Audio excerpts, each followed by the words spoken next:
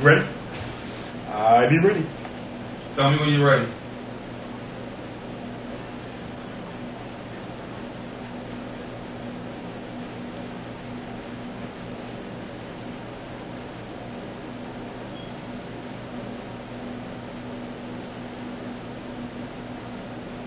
Good evening. Good evening. We want to welcome everybody to the second half of the show. This is the part of the show where the information drops. It drops. Because the doctor is definitely in the house making his... I thought it was his fifth appearance, but I was just challenged and I was told that this is his fourth appearance here on Acres of Diamonds. So without further ado, we got to bring to the mic the doctor himself, Dr. Umar Johnson. Peace and black power. Thanks for having me on the show, fellas. Hey, bro. Thank you, man. Thank you once again for coming and being with us. Yes, sir. There is so much buffoonery and stuff going on. And I know you're going to highly educate us this evening and give us all of the lowdown and the rundown on everything that you're working on. Let's start. I want to know your thoughts on the Netflix movie entitled When They See Us. I didn't watch it in its entirety yet, only because of time. I did see some glimpses of it. It appeared to be very well done.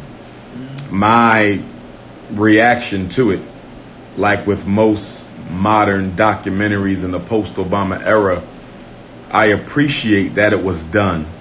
It's very important that we pay sufficient attention to injustices, and I like the way these documentaries highlight those injustices. But if we're only going to do documentaries just like marches, nothing will change, because the white power structure has once again grown arrogant, and it does not care if you protest it. It does not care if you march against it. It does not care if you produce a documentary about it. At the end of the day, what are we going to do? Sister Ava DuVernay, very talented sister.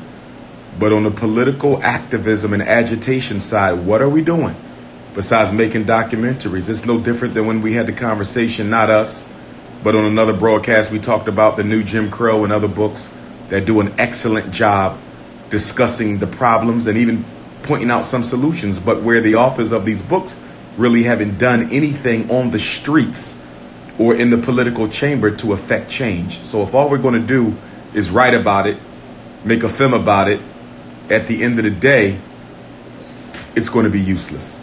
But I thought it was a very well done documentary. Now, some might say that you're very critical and you're very hard on some of the black community, grassroots people that are out there doing something. Because somebody said that to me. They said you always have him on your show and he's very critical of black folks that are doing something. I would respond by saying I'm not critical of black individuals or folks. I'm critical of the systems that we have in place. So we have a system where celebrities will finance documentaries, but we don't have a system to systematically combat the causes of the problems that give rise to the documentaries. In other words, if all the police have to worry about is a documentary on Michael Brown, if all the police have to worry about is a documentary on Trayvon Martin, if all the police have to worry about is a documentary on the Central Park 5, if that is all the white power structure has to fear from black America is a documentary, then they won't fear us at all. I go back to the Scottsboro Boys because in many respects, the Central Park 5 is a rendition of the Scottsboro Boys case from the 1930s, 1940s. But the difference is with the Scottsboro case, the NAACP and all the other organizations got involved and they decided to fight back, not just against the injustice against the Scottsboro Boys, but to try to change systematically the law that allowed them to even be illegally incarcerated, convicted, and sentenced to jail in the first place. I really don't see that here. The biggest difference between the Scottsboro Boys case and the Central Park 5, in my estimation, is that whereas the Scottsboro case was used to try to bring about a systematic change in the justice system, the Central Park 5 simply paid off the victims and sent them home. And that doesn't suffice for me because you can't take back the time that they spent. What, 4 of them got 6 to 7 years. Another one spent 13 years in a maximum security prison. No amount of money you pay me is going to undo that pain. And I think one of the narratives that Black America had better be careful about, and that is the narrative that says you can pay me after you abuse me.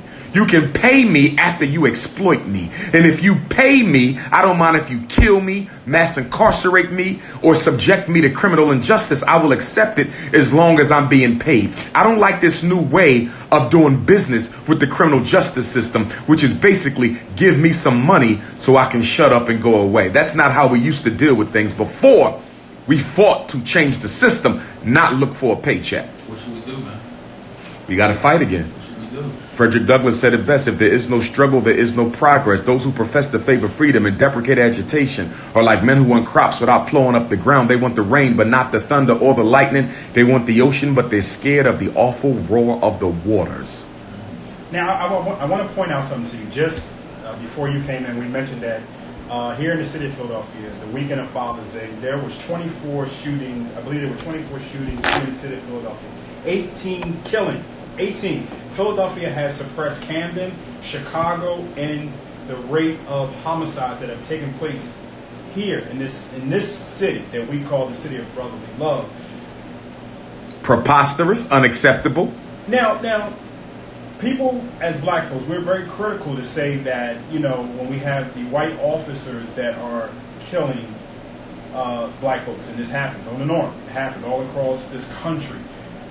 Why don't we see the uprise of when Pookie or Little Raheem or Jaja puts a gun and they kill another man? Because all these shootings that took place on Father's Day weekend, that bloody Sunday, that bloody weekend, I don't think that we had any police officers or white people that killed these Black people. This is Black on Black crime, but we don't hear a lot of our grassroots people talking about this. We don't hear our predominant Al Sharptons and those type of people. We don't hear them speaking about this. I'm going to push back.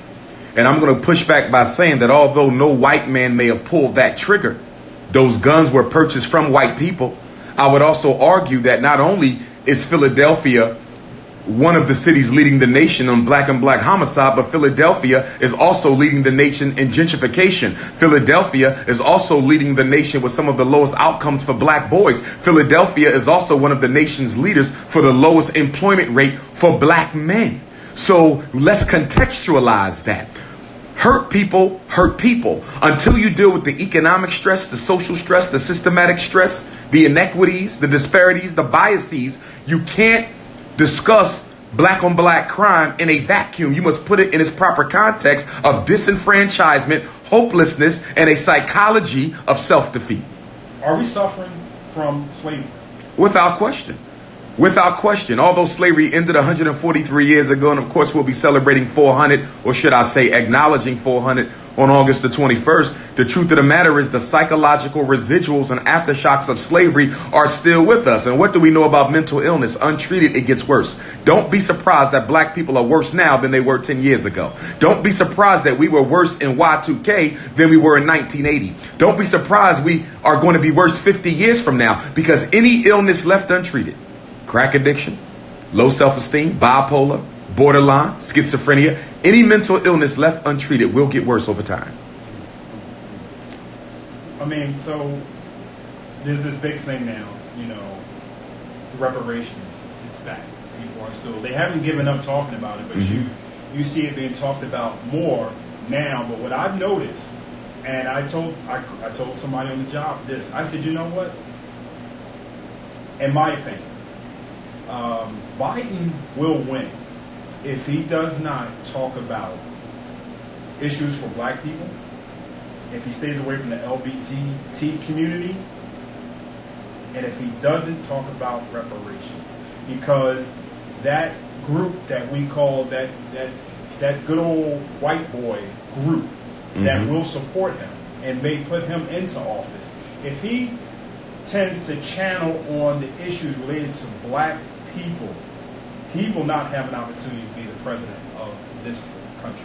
I think the Democrats were very clever in going out and forcing Joe Biden to come out of retirement and run for the presidency, because he's probably the most racist Democratic presidential candidate that we've seen in quite some time. So he has the ability to garner support on both the Republican side and the Democratic side of the aisle. He has the ability to garner support from that racist hillbilly as well as the working class white person. So I think him going against Trump is going to be a powerful challenge, because in many respects he is Trump, but he's just much more sophisticated and professional and articulate in the way he expresses his racism.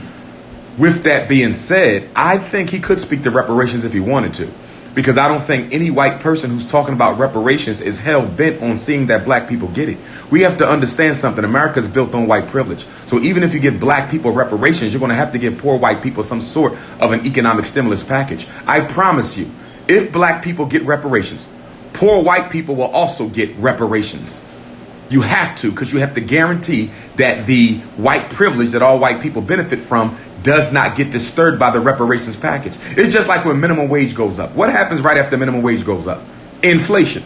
So although you're making $2 more, it costs $3 more.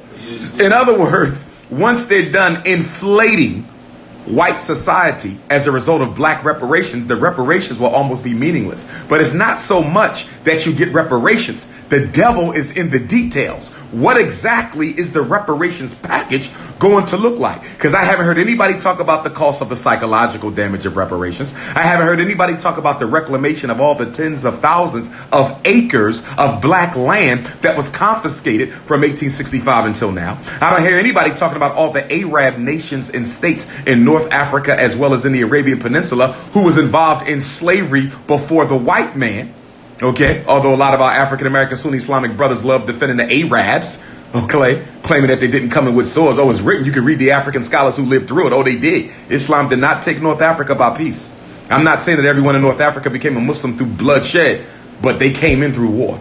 I'm actually named after the man who invaded Africa after the death of Prophet Muhammad, peace be upon him, Umar. He was the first one to go into North Africa and take it. I'm named after him.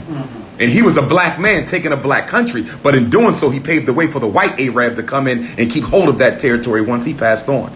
So we have to deal with the Arab piece. And then also on top of this, I don't hear anybody talking about what the European owes us for all of the aftershocks of slavery, the post-enslavement oppression of black people, 1865 to 2019. So are we just going to focus on 243 years of unpaid labor?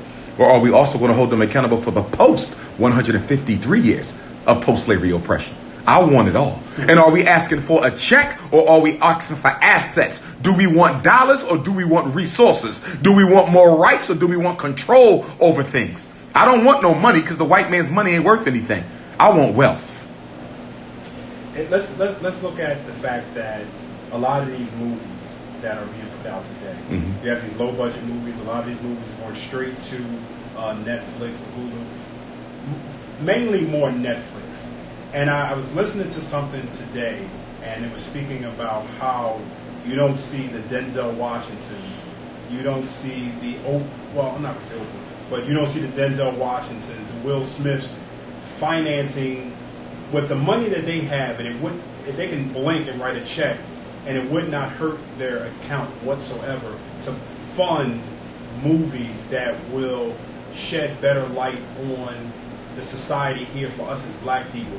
In your honest opinion, why don't we see the Denzel Washingtons, the Will Smiths, why don't we see them writing large checks to be able to help empower other young black filmmakers? Well, Will Smith allegedly is working on a full-length feature film on Mansa Musa, the Islamic ruler from West Africa. I don't know what Denzel is up to. I don't want to count them out yet. I would still give them time. I'm sure they do coon and tap dance from time to time, but you're talking about two men who are at the upper echelon of the movie industry. So they got to be very careful with the way that they work. But I would say this, not only them. When you look at most of our black film producers, okay, most of them steer clear of works that highlight the role of racism and its impact on black people. And they do that for two reasons. Number one, they don't want to isolate their white customers. Okay, they want to make sure they get that white money, and white people don't want to see movies that remind them of what they done to black people. Okay, it's no different than music. What did Berry Gordy say when Marvin Gaye came to him and said he wanted to do What's Going On? He said, Marvin, you're going to destroy your career and probably my company. but it just so happened it didn't take Marvin under. White folks want to see black people cooning, buffooning, and killing. They go to watch black folks act in the very same role that they have projected from the minstrel shows going back to the 1880s. Anything other than that, white folks do not want to see that. Okay, so that's one reason why you don't see those movies. And the other reason why you don't see that movie is once you become a rich black person, money is no longer an issue, right? So what are you afraid from now? You're afraid of losing everything that you built and ending up like Bill Cosby. They understand better than we do what the white power structure would do to you if you end up looking too black. As an FBI agent told me in Los Angeles, she said, Dr. Umar, you need to watch yourself because they're watching you. I know because I'm an agent. She said, be careful, brothers. But she said, don't get paranoid. She said, the reason why I don't want you to get paranoid because if they can't find nothing on you, they'll simply invent it. That's how powerful they are. First, they want to find something that's true. But if they can't, they'll just make up the lie. And rich black people know this. See, when you're rich, you're overly concerned about how white people think about you. All of them want to be remembered by white people in a positive light.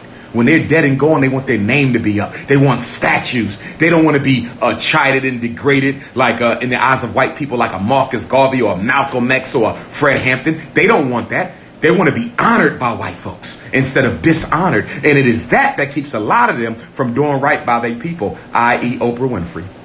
Oprah Winfrey is more concerned with what white people think about her than what black people think about her. Tyler Perry, what's your thoughts on Tyler Perry? Tyler Perry has gotten addicted to making these neo Jim Crow flicks where he takes the negative stereotypes about black people, rehashes them, plays to black women's dislike of black men, infidelity, and plays to black men's dislike of black women's need to control, okay? And basically he simply takes what we don't like and takes what's popular in the mainstream white mind and he creates characters around it and he makes billions of dollars off of films that don't take a lot of money to make. He's a marketing genius. Because Tyler Perry will make a $3 million film that will gross over $100 million. And Tyler Perry's whole thing is why fix it if it ain't broke? Mm-hmm. Medea ain't broke. I'll never win an Oscar for this, but it ain't broke. But he'll be paid. Exactly. You know, why did I get married? I'll never win an Oscar for this, but it ain't broke. He was on the BET Awards last night, and he gave a good speech. And in the speech, he mentioned that the things and the movies that he's put out throughout the years, it's been about being able to cross over and help other people. And he mentioned that where his studio is at, that it was once owned by the Confederates down in Atlanta. It was in one of the worst areas of yes, Atlanta. It was. Now you have a black man who owns all that land. He's been able to give umpteen jobs to so many people with his production company. So, I mean... But are you telling me he could only do that with Medea? Are you telling me he can only do that with Why Did I Get Married? He couldn't have done that with more progressive, more constructive films? I think that's no different than a gangster rapper talking about, I talk about bees and hoes and smoking weed and going to jail and killing other black men, but look at all the black people I employ. But at what cost is your good coming? At what cost? I think he's been able to take what he's been good at. Maybe he's not good at writing, producing, maybe movies like that. So he's took the humor that he's been able to create throughout the years. Some say buffoonery, some say crossover, man dressing up in a dress and acting as a grandmother. But he's been able to take what he's been doing throughout the years and employ masses of people. I do appreciate that Tyler Perry will give little-known actors, or should I say actors who have fallen out of circulation, he will give them an opportunity to redeem their careers. I do appreciate that about Tyler Perry. But again, I must beg the question, at what cost to the character of black people are you doing this? He's no different than a gangster rapper. Now, we got questions that are coming in on the Facebook Live feed. Get back to the grassroots issue. Speak on the things that that are affecting us as daily, and what contribution is he and other conscious leaders willing to commit to on the ground? Many organizations in Philadelphia need volunteers now. Well, I don't know what other conscious leaders are doing. I don't know who the other conscious leaders are. Perhaps he can define what he means by leader. Does that mean someone who's on YouTube making videos? We need to define some of these concepts, because when I hear the word leader, who is leading? He's going to, who are the conscious, who's leading? A seminar on YouTube doesn't make you a leader. You understand? So I have issues with people's definition of leader. As far as working with folks, if you want to ask me what I'm doing, well, I got my college tour coming up. Okay, I got my National Independent Black Parent Association conference that just happened 2 weeks ago. I've trained over 300 black parent advocates all over the country who go back to help black parents fight to save their children from the school to prison pipeline. I've purchased 2 schools in Wilmington, Delaware that we're going to be cleaning up tomorrow. So I don't know what you mean as far as what I'm doing, because anybody who follows me knows my work. I would like you to give me a name of somebody in the conscious community who does more than I do on a grassroots level. I think that maybe, well, let me ask you this. Do you feel as though that from the conscious grassroots organizations, do you feel as though that you're the only one that's being out in the forefront like this? The school, you mentioned school, you mentioned the college tour. I don't hear a lot of other people doing the things that you're doing, but some may say, well, what the hell really is Dr. Umar Johnson? For me, yes, it's unfathomable for someone to say they don't know what I'm doing.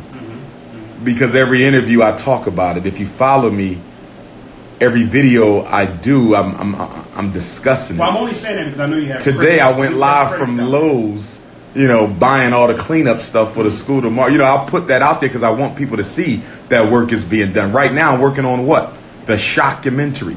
Probably the most anticipated black documentary in 25 years, America's Psychoacademic War Against Black Boys. We just filmed in Philadelphia yesterday. We filmed in Baltimore last week. We filmed in D.C. the week before. Now, yes, it is a documentary. So some people will say, well, wait a minute. You just talked about the Central Park 5. Well, the difference is my documentary is linked to the Frederick Douglass Marcus Garvey Academy as both a funding source and also as an information channel to make people understand why we need the Frederick Douglass Marcus Garvey Academy. So my documentary is anchored in my work of building schools for black boys, 2 of which we already have. Now you're coming back to Philadelphia. You're coming back home after years of not being here in the city of Yes. Philadelphia. You're coming back, and the last time you were here, you said you weren't going to come back to Philadelphia until you had your book up and running. Yes, sir. So No, we still going to do the South Philly lecture. Okay. This crept up on me. This opportunity popped up on me because it's in my hometown. North Philly. I was born 8th and Susquehanna, between Susquehanna and Dolphin, and my lecture's on 29th Street, between Susquehanna and Dolphin. So I'm literally coming back home for real. So it's going to be interesting to see because, when I began this rise, if you would, within the conscious movement 10 years ago, the children who are 20 now was only 10.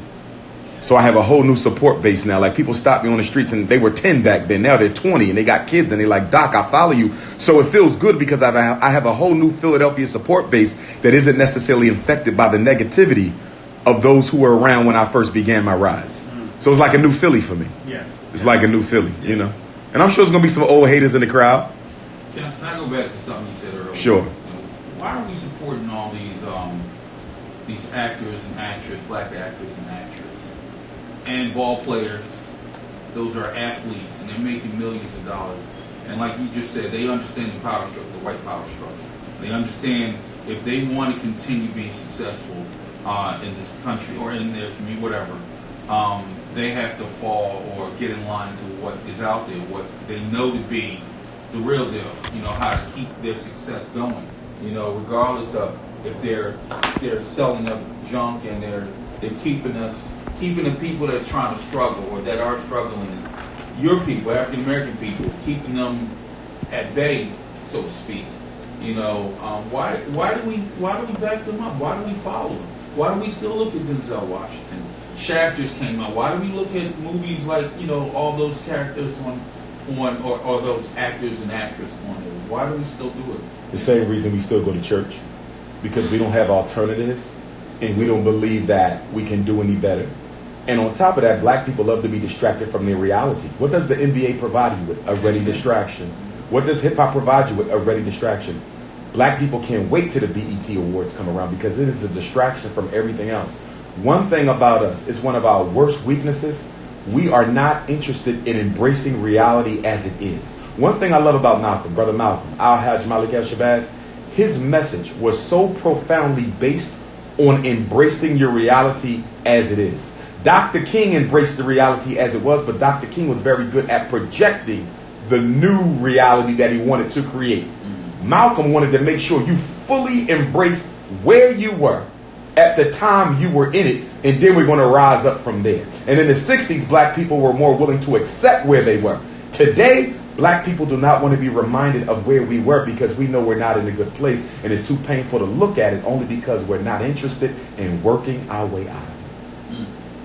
Have we let our religious institutions and our faiths get in the way of us getting out there and addressing the issues that are on the corners?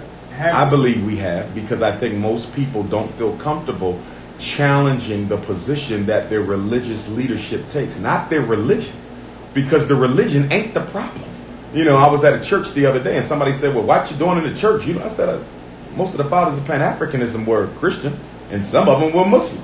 I go to church, mosques, it don't make a difference to me. Religion is not the issue, but certain religious personalities become the issue because they're not interested in taking up the banner of black liberation. That's the problem. Because I see that a lot, whereas though you don't see us moving out of our religious sanctuaries. We won't do it. We won't come out of the church. We won't come out of the mosque. We will sit back and criticize others that are out there doing the work, but we don't hear the imams. We don't hear the preachers on the regular addressing these issues. But if you take that there's a mosque on this corner, down the street you got 4 or 5 churches, but we all still got the same issue of opium. You got the drugs. You got... And that's because our religious leadership gives us a spiritual insurance card. And what is that spiritual insurance card? It's knowing that if I change nothing else, as long as I stick to my deen, as long as I stick to my faith, I'm going to heaven anyway. So why do I need to do the work if I'm guaranteed paradise? See, they don't talk about the need to create a paradise here, because I fervently believe everything I've read in the Quran. And of course, I was raised Muslim and I read the Quran and have read the Quran more than any other religious book. When I read it, I don't see it the way a lot of other Muslim brothers and sisters see it. I see it as an obligation for us to create a heaven on earth. Yes, there's a paradise somewhere else, but we're supposed to make a paradise here. That's why God said we made you the vicegerents on the earth. I've empowered you to make this a paradise. We're the only people in the world waiting to get paradise after we die. The Chinese got his now. Arab got his now. Europeans, you got paradise right now. You see the way they gentrifying Philadelphia? I was in Malcolm X Park yesterday interviewing a brother for my documentary. I had to stop. You know why? 2 white kids ran in front of me in Malcolm X Park. I ain't never seen no white kids in Malcolm X Park. They would have been caught dead in Malcolm X Park 30. What is white kids doing in Malcolm X Park? And guess what? Philadelphia leads the nation in gentrification. They have overtaken San Francisco as the fastest growing gentrification city in America and the most impactful gentrification city in America. Yes, Philadelphia is making history for all the wrong ways. Guess what? Philadelphia is also the most segregated city in America. It has overtaken Chicago. It is diverse, but residentially, it is the most segregated city in America. It's made history again because the new prison, SCI Phoenix, formerly Gradford, is the second largest maximum security prison in America on the East Coast, and it is the most expensive prison in Pennsylvania's history, $400 million. Wow. But more than half of your city council persons look just like you. What are they doing? But everybody want me to run out on November 3rd or whatever date it is and cast the ballot. I got 5 questions. I got 5 questions. Just 5? Just 5. Just 5. Listen, the 5 major problems for black America are all on trial in Philadelphia because we magnify and manifest them more than any other place. What are the 5 biggest problems? Miseducation, mass incarceration, gentrification, police genocide, and access to wealth. Access to wealth, police genocide, gentrification, incarceration, miseducation. What is your program, city council candidates? What is your program to deal with any of the 5 demons? And if you can't deal with the 5 demons, I'm not voting for you. Oh, I know you did. I think that's obvious. Or will be obvious.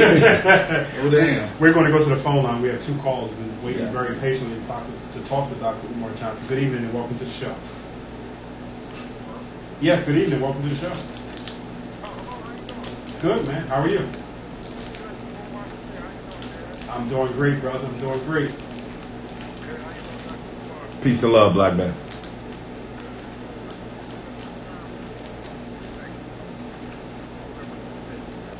All right.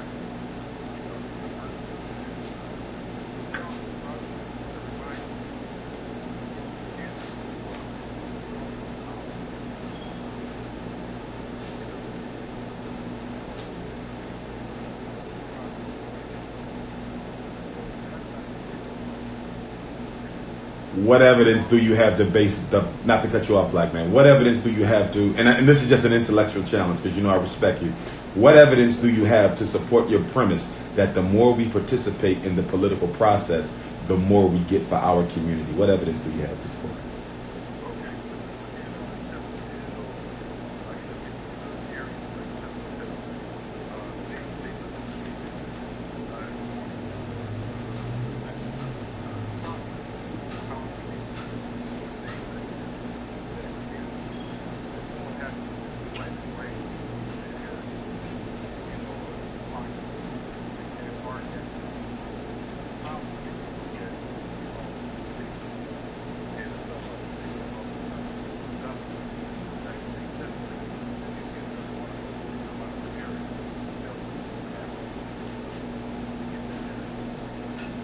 But what that says is if black people come out significantly for a particular candidate and that candidate wins, that candidate is going to provide certain concessions and programs and resources for that particular community.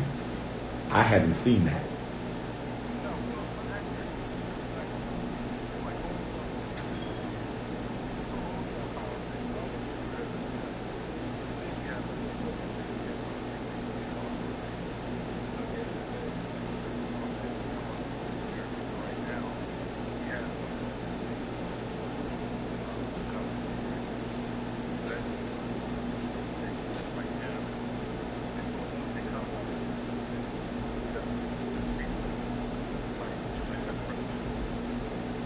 Right.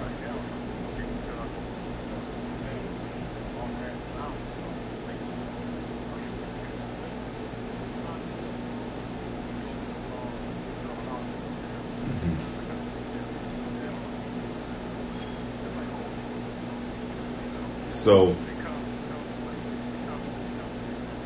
with that being said, are you aware of any candidate running for office, black or white, in this city for any position that has a plan, not a promise, but a plan to deal with any of the 5 demons: miseducation, mass incarceration,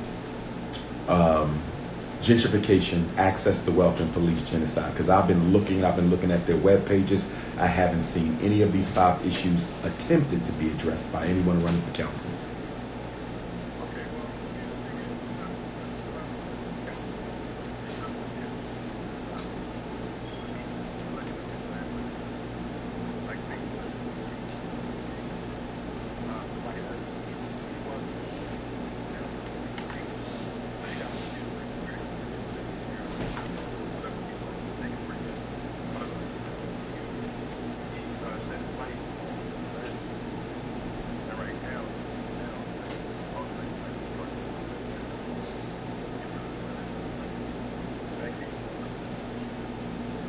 But that's not a primary issue, though, if you follow what I'm saying, black man. The lead in this, it's important, but that's not a primary issue. Where's the black men in the schools? What are we going to do about that? What about jobs for black men? We keep, not you, but you keep hearing these conversations about crime and homelessness and poverty and social welfare. Where are the livable wage jobs for black men in Philly so we can kill the recidivism rate in Philadelphia's prison system?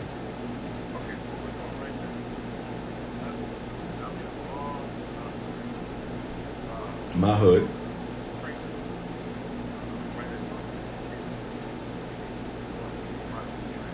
Oh, you said William Penn is tore down. Temple turned that into a field.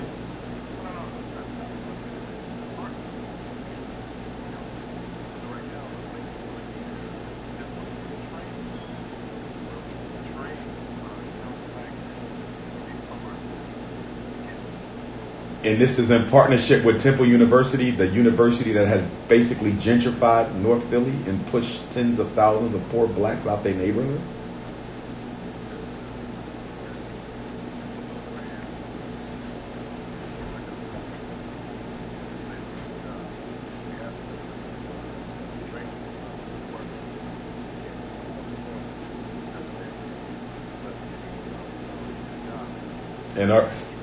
And are we making sure that they get the licenses necessary so that they'll be able to participate in some of these publicly funded contracts that are currently going to the Italians, the Mexicans, the Chinese. Okay. I hope so. Thank you for that, black man.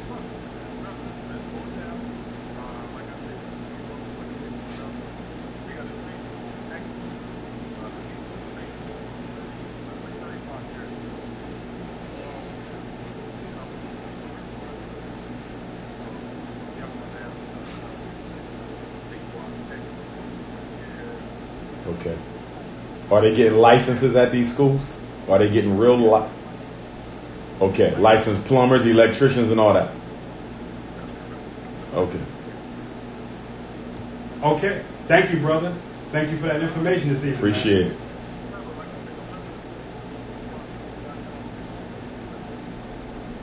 All right. Wait a second. Okay, let's go back to the phone. I mean, another caller has been waiting very evening. Stop.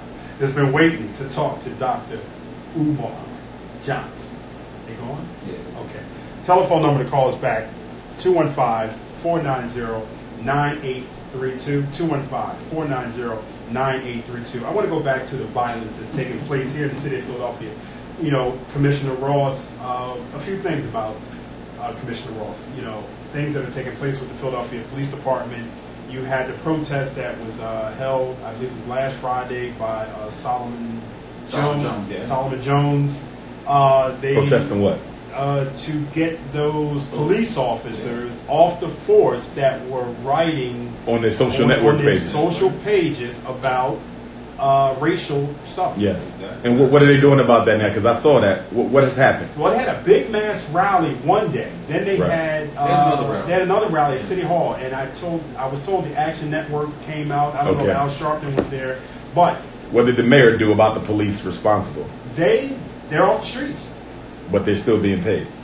Desk Wow. jobs, pending investigation. I'm sure. Because if they don't take your job for killing 74? somebody, they damn sure not going to take Like it. that, 72 or 74 or something. 70 Oh, it was a whole bunch of them. Yeah, it's probably more than that. Yes. They're just waiting to get the true number. Yes. And they're doing their own Yes. investigation. Yes. to And see since how everybody's far- scared of the FOP, and the FOP funds most politicians' election campaigns, ain't nobody really going to push for them to be fired because nobody wants to offend the FOP. Two unions that nobody like to mess with is the FOP and the Philadelphia Federation of Teachers.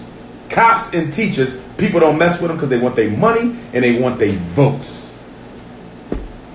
Just to let everybody know, Dr. Umar Johnson will be speaking in Philadelphia this Sunday, June the 30th, 4 o'clock, doors at 3 at the Garden of Prayer Center, 2217 North 29th Street. I repeat, 2217 North 29th Street between Susquehanna and Diamond. Come on out and hear the greatest message of the year. We're going to talk about the 5 deadly venoms: mass incarceration, miseducation, gentrification, access to wealth, police genocide. Bring all the children because they're absolutely free. 17 and under. Bring all the elders, 65 and older. Absolutely free. Yeah, I wanted to mention to you because also they spoke about the fact that man, I lost my thought just that quick when they talked about the commissioner Ross, police commissioner, said that they want to target more areas where the crimes are taking place.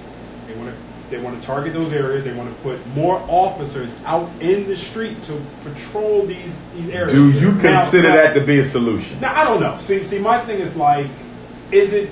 I mean, what? Okay. You're going to put more white people in the black community to do what exactly? Because they never stop nobody from getting shot. What exactly is the purpose of putting more police in a high crime neighborhood? Do you know that there's no evidence that shows police presence drives down crime? Do you remember when Mayor Street was in office and they told Mayor Street to put more cops on the street? And he said, I'm not wasting money doing that because there is no proof under the sun that police presence drives down crime. It may drive it underground, but it doesn't drive down crime. So basically, you're going to hire more white people and you're going to justify it by saying black people need to be supervised. They have turned the black community into a daycare center. There's a curfew out this summer too. Is it? So it's been. Yeah. Well, It ain't been enforced. It has always been. Yeah, okay. But it They're going to hasn't. start enforcing it now because of all of this. So you know why? So they can fill up that new juvenile justice center they got. All of this is economically motivated. They got that big SCI Phoenix. They got to fill that up and pay that $400 million price tag. They got the new Juvenile Justice Center. They got to fill that up. This ain't about reducing no crime. This is about meeting quotas and paying off bills for incarceration projects. We're going to go back to the phone line. I think I'm going to run for mayor. I think I'm going to run for mayor of Philadelphia. Prince Ifatunde for mayor. The flyers will be out Friday. I'm running for mayor. And I want to debate everybody running for council. I want to debate everybody who's in office. I want to debate every state senator. I want to debate every state rep. I want to debate the U.S. reps, the U.S. senators, the council person, and the mayor. I want to debate everybody. I want to be there. I want to debate Umar versus everybody in the city of Philadelphia. And I will intellectually assassinate every last one of them. Intellectually. We're going to go to the phone line. We have a caller that's been waiting very patiently. Good evening and welcome to the show. Caller, you're there. Yes, we can, brother. Yes.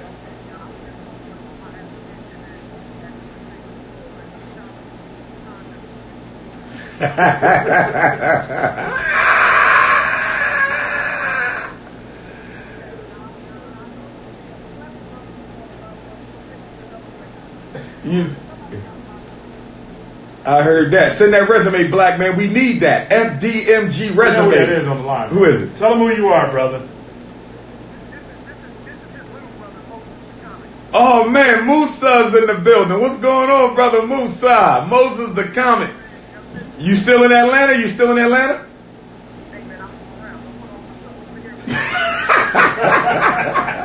My bad, beloved. My bad. Good to hear your voice, man. Wow.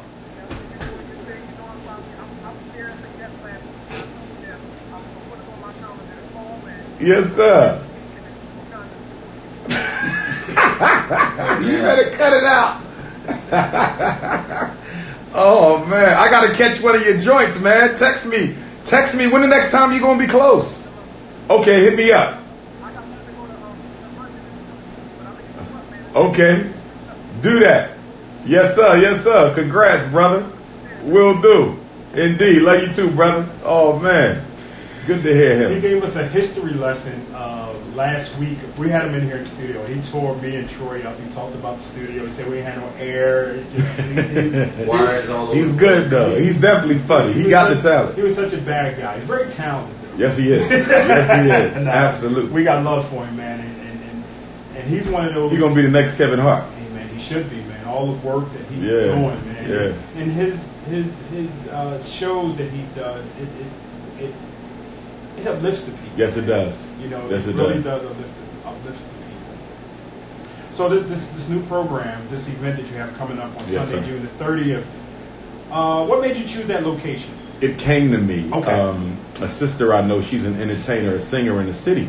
And I said, I've been looking for a venue to do an event for quite a while. And she said, okay, well, I need to put you in contact with a young pastor out there, Pastor Jackson. He's the new pastor there. He's taking over for a very famous pastor who was there before him. And he's trying to do a lot of positive things in the community with the youth and so forth. So he said, he opened up the doors and let me come in. And I thank Pastor Jackson for that because, my name comes with a lot of unnecessary controversy and caution. And that brother was still willing to go forward with it. And it was just a blessing and jewel for me to be given an opportunity to speak in my neighborhood. I've never spoken in my neighborhood, ever. So this will be the first time in my life I get to address our people in North Philly. But we want everybody to know it ain't just for North Philly. West Philly come out. South Philly, Southwest, Northeast, Darby, Yaden, Sharon Hill, Jersey, Delaware. Everybody come on out this Sunday, June 30th.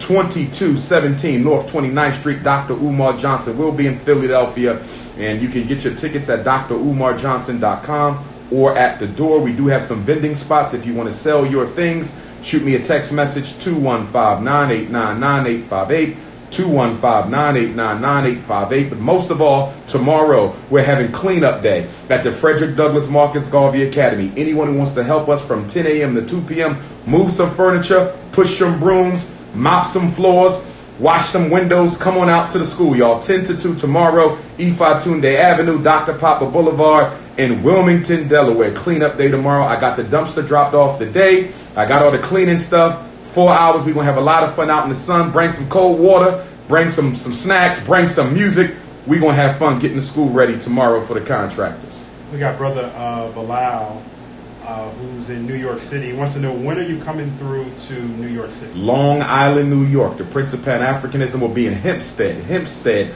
Long Island, Sunday, July 14th, 3 p.m. inside of Morris Park.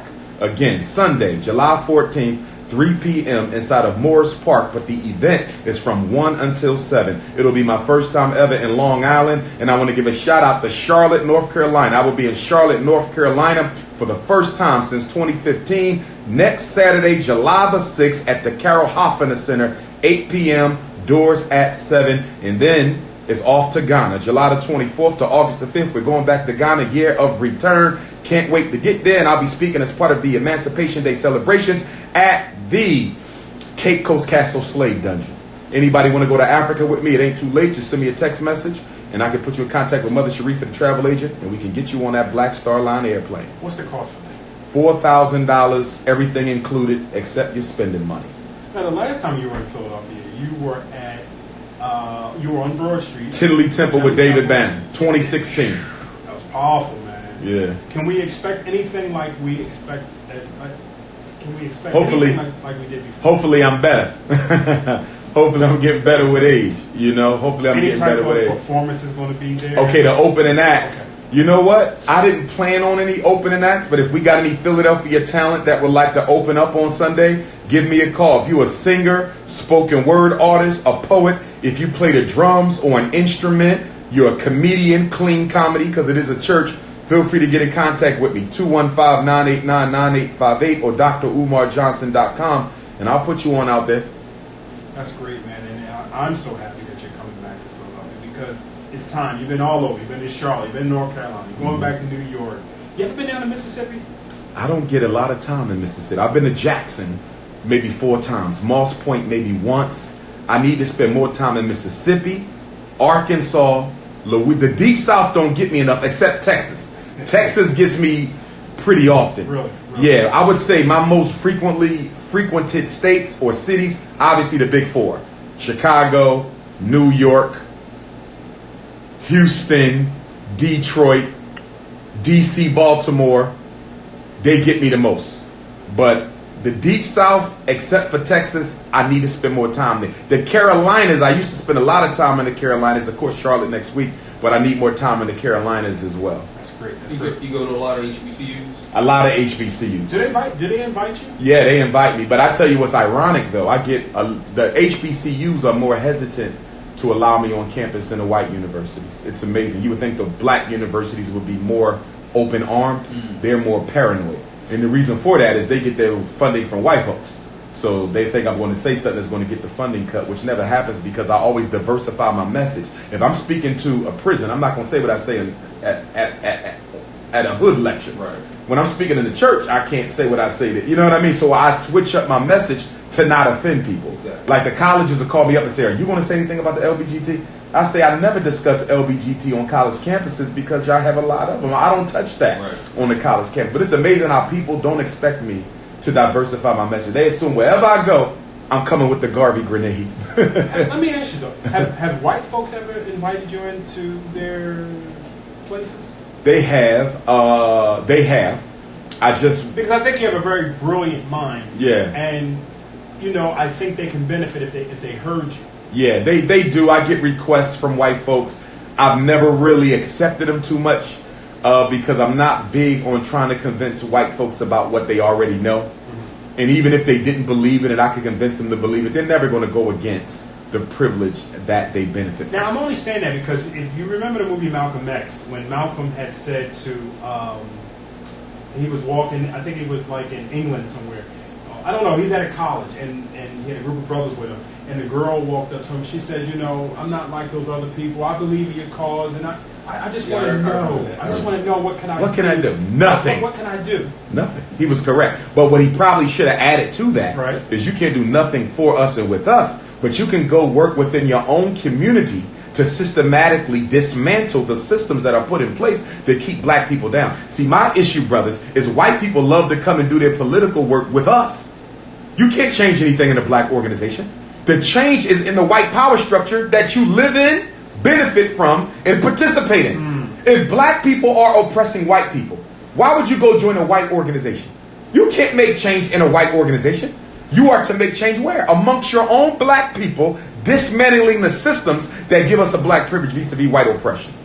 They don't never go into their own people and fight. They just want to look like a God and Savior amongst us. That was Oxford University. Thank you, Brother Bilal. That was Oxford University where he spoke at. So, I want to ask you though, if a white organization came to you and said, listen, we believe in your cause. We believe in what you're doing. We want to help fund your institution. They cannot fund me. Okay. They cannot fund me because I fervently believe, unequivocally, that white people only fund black projects to at some point control them. NAACP, Urban League, Congressional Black Caucus, black churches. Show me an institution funded by white folks where they did not attempt to exert some form of control. I got people now still trying to get me to turn my school into a charter. You need to charterize this. We can get you a charter. I don't need you to get me a charter. I can get myself a charter, but I'm not giving white folks that type of control over me. Did you see what just happened in, what state was it? New York, D.C.? They just passed a law that says in kindergarten. Did you see that? Did you see that? What state was that? New York? No, I didn't. Listen. In one of the states, they just passed the law, the state legislature, this week or last week, that in kindergarten, you must teach the kindergarten kids that there are 16 different genders. And they're supposed to learn all 16. Yes, brother. Yes. Kindergarten. The part of the curriculum is teaching them the 16 genders, because you know there's now 16 genders. No, I didn't. Yeah. I seen that on Facebook. I didn't know what the heck it was. You think they're going to come in my school with that? And guess what? All those Afrocentric charters with the dashikis and the drums and the Kiswahili words, what they going to do when they get that letter in the mail talking about you got to start teaching those 16 different genders? Are they going to say no? Hell no. They're going to keep taking that money and they're going to teach them genders right along with the drums and the dashikis. If you don't fund it, you don't run it. Let's go to the phone line. We have another caller that's waiting on the line before we wrap up this evening. Good evening and welcome to the show. You're on with Dr. Umar Johnson. Good evening. Good evening. Good evening. Good evening. Are you there? Hello and welcome to the show. Good evening. Can you hear me? We can hear you loud and clear. Okay, this is Sister Mariah, and I wanted to speak to Dr. Umar in reference to his line. We're having an expo in December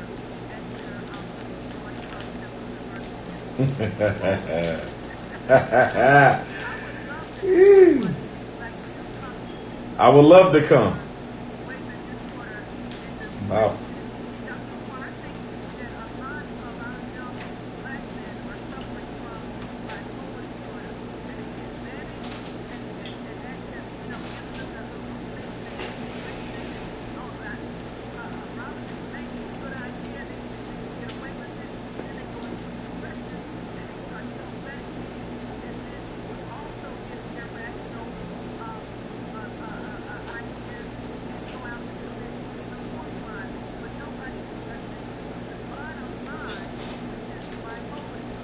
I am going to say, my beautiful African queen, that what you just described are the symptoms of ADHD, degeneration of the brain, over time.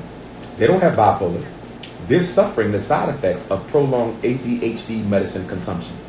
Concerta, Ritalin, Metadate, Cycler. What we need to do is shut down the ADHD drug machine against black boys. Be careful with that bipolar, because bipolar is the diagnosis of choice for black people in the 21st century. You do know that. Any black person that goes to the psychiatrist or psychologist and say, I got a problem, guess what? You bipolar. Be careful with the bipolar, because the solution is medicine. What?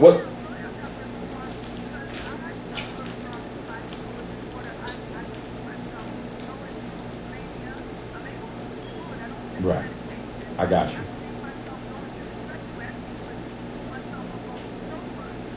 No, it exists. Bipolar is real. I just don't want us to approach the violence in our community as being a side effect of bipolar. Because number one, I don't think that's fully accurate. And number two, all that's going to do is set up a situation where Temple University and other institutions that don't give a damn about young black men are going to rush in with prescriptions and pills.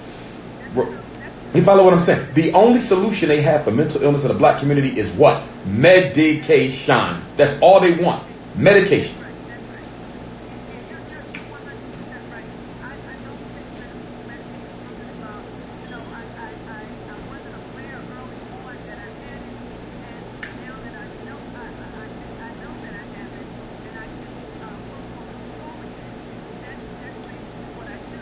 I'm thankful you're not taking the meds. I'm so thankful you're not taking the meds, sister. No, wait a minute. First of all, they didn't have anything that really would help. Except my mom read a couple of things really that helped me. Yes, ma'am. Yes, ma'am. I don't go into about managing about supporting them. I don't say I don't, but I'm able to work with myself, like Right. and calm down. I remember when I was selling flowers in Philadelphia, and my kids are so sick of flowers right now. I was like, oh, go out here and buy $1,000 flower shirts, Sister Ryan, we got to let you go. We got 2 other calls you're trying to squeeze in before Dr. Umar leaves out. Okay. Thank you, my Thank you. Give me a call, sister. Text me for that information. I want to be there. 215-989-9858. 215-989-9858. And I hope to see you Sunday afternoon, 4 o'clock at 2217 North 29th Street at Susquehanna. Okay, let's try to get these next 2 calls out the line before we let Dr. Umar go. One caller. Good evening and welcome to the show. Good evening. Hello? Yes, we can.